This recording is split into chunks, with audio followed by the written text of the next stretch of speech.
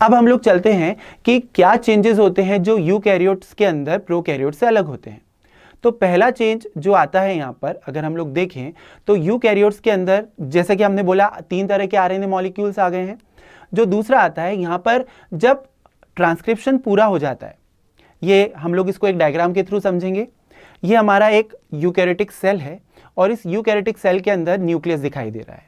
Nucleus के अंदर DNA है और डीएनए के अंदर वो ट्रांसक्रिप्शन यूनिट है जिसका ट्रांसक्रिप्शन होगा और आरएनए मॉलिक्यूल का फॉर्मेशन होगा। जब एमआरएनए फॉर्म होता है तो हमने पहले डिस्कस किया है कि जो यूकैरियोटिक डीएनए होता है उसके अंदर एक्सॉन और इंट्रॉन्स दोनों पाए जाते हैं। जो एक्सॉन्स होते हैं वो ऐसे एक्टिव पार्ट्स हैं जो ट्रांसलेट होंगे और प्रोटीन का फॉर्मेशन करेंगे, और जो इंट्रॉन्स है वो नॉन फंक्शनल पार्ट है, वो कभी भी ट्रांसलेट नहीं होते और उनसे कभी भी प्रोटीन का फॉर्मेशन नहीं होता। So whenever the cell produces mRNA molecule, it is formed in the form of heterogeneous nuclear RNA. And what is heterogeneous nuclear RNA?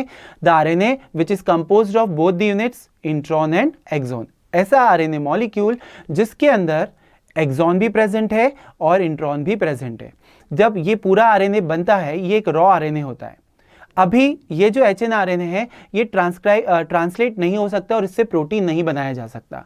तो सेल क्या करता है? The cell transform it into an actual functional RNA molecule which is called as mRNA. The splicing method transformed hnRNA molecule into a mRNA molecule. सबसे पहले हम लोग बात करते हैं, तो जब हम लोग मॉडिफिकेशन की बात करेंगे एचएनआरएनए की या एमआरएनए फॉर्मेशन की, तो यहाँ पे 3 स्टेप होती है।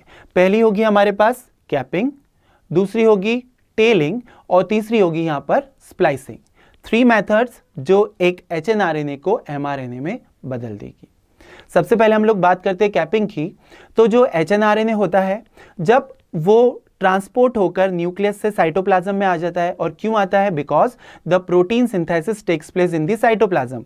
तो कोई भी आरएनए होगा जब उसका फॉर्मेशन होना होगा तो आरएनए सिंथेसिस होता है न्यूक्लियस में और उसका फंक्शन जो रहता है वो हमको दिखता है साइटोप्लाज्म में। तो जब एचएनआरएनए का फॉर्मेशन हो जाता है और वो न्यूक्लियस को छोड़कर साइटोप्लाज्म में आ जाता है, तो साइटोप्लाज्म में ये जो एचएनआरएनए मॉलिक्यूल है इसके ऊपर बहुत सारी एंजाइम्स अटैक कर सकते हैं और इसको डिग्रेड कर सकते हैं। To protect it from degrading the cell cap its 5' and.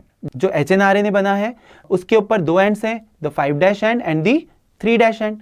ये जो दोनों एंड हैं इन दोनों एंड को सिक्योर किया जाता है by adding some extra groups.